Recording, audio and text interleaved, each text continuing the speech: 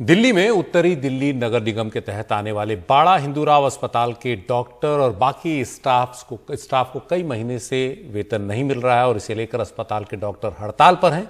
अब Indian medical association ने भी हिंदूराव के डॉक्टरों और कर्मचारियों की मांगों का समर्थन किया है। साथ ही नगर निगम और पूरे सिस्टम के खिलाफ तल्ख टिप्पणियां की है। सीधे शरद के पास चलते हैं। शरद, क्या कहा है मैंने? देखिए, इंडियन मेडिकल एसोसिएशन जो है उसने सबसे पहले तो तंज कसा है और एक बनाना रिपब्लिक की संज्ञा दी है। बनाना रिपब्लिक का मतलब ये होता है कि एक ऐसा देश जहां पर कानून का राज ही ना हो।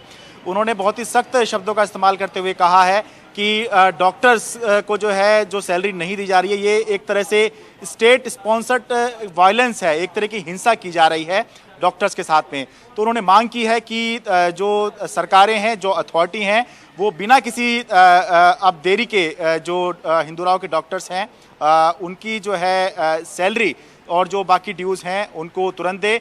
यही नहीं, उन्होंने यहाँ तक कहा है कि ये एक सुओ मोटो का मामला बनता है कि कोर्ट जो है, जिसने सुप्रीम कोर्ट ने साफ कहा है कि जो डॉक्टर्स हैं उनका वेतन जो है, हेल्थ केयर का वेतन जो है, वो बिना किसी देरी के मिलना चाहिए और अभी भी नहीं मिल रहा है। तो सुप्रीम कोर्ट को जो है खुद सुओ मोटो स्वतः संज्ञान लेते हुए कंटेम्प्ट की प्रोसीडिंग जो है वो नॉर्थ दिल्ली म्यूनिसिपल कॉरपोरेशन के ऊपर करनी चाहिए, क्योंकि उसी के तहत ये अस्पताल आता है। लगभग चौथा महीना है बाबा ये जब जो डॉक्टर्स हैं यहाँ पर स्ट्राइक पर हैं और अब ये भूख हड़ताल पर भी आ गए। मेरे साथ डॉक्टर सिद्धार्थ हैं जो कि खुद भूख हड़ताल पर हैं। इन्होंने कोरोना हॉस्पिटल जब ये था तब यहाँ पर सर्व भी किया था। आपने ड्यूटी की थी कोविड में? जी, मैं पिछले 3 महीनों में 400 घंटे कोविड आईसीयू रेड जोन को दे चुका हूँ अपनी ज़िंदगी के। अब आईएमए आपके सपोर्ट में आया तो आपको लगता है लड़ाई आपकी मजबूत हुई है?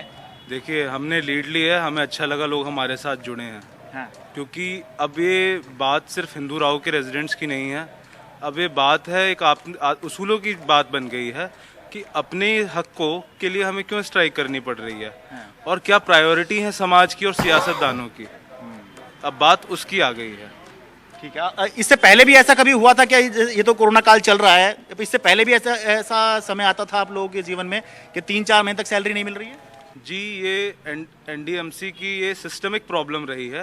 ये पहले भी था, दशकों से ये दिक्कत है। अच्छा। और कोविड काल में ये और बढ़ गई है। अच्छा। अब ट्रस्ट इश्यूज इसलिए आ रहे हैं कि कोई हमें सांत्वना देता है, आश्वासन देता है, वर्बल कोई रिटर्न तो देता नहीं है, लिखित ऑफिशियल ऑर्डर जब ये कहते हैं कि आ जाएगी आप चिंता ना करें, तो ट्रस्ट इश्यूज इसलिए जब दशकों से सॉल्व नहीं हुई तो पैंडेमिक में कैसे सॉल्व कर लेंगे। इसीलिए हम भरोसा करना हम अफोर्ड नहीं कर सकते। ऐसा नहीं कि करना नहीं चाहते, हम अफोर्ड ही नहीं कर सकते। ठीक है। तो कुल मिला के एक दो बातें हैं। एक तो डॉक्टर्स को ये भी लग रहा है कि जब वैश्विक महामारी चल रही है उस दौरान भी इनको एक बेसिक सी बात जो है, जो वेतन है वो नहीं मिल रहा है, तो फिर जो नॉर्मल समय चलता है उसकी तो आप बात छोड़ दीजिए। और दूसरी जो बात निकल के आ रही है वो ये है कि ये समस्या पहले से चल रही है, लेकिन कोरोना काल में ये और बढ़ गई है। क्योंकि दिक्कत ये हुई कि पिछले जब लॉकडाउन चल रहा था तो उस दौरान चाहे दिल्ली सरकार हो, चाहे केंद्र सरकार हो, चाहे नगर निगम हो, सबकी जो आमदनी है उस पर असर पड़ा है।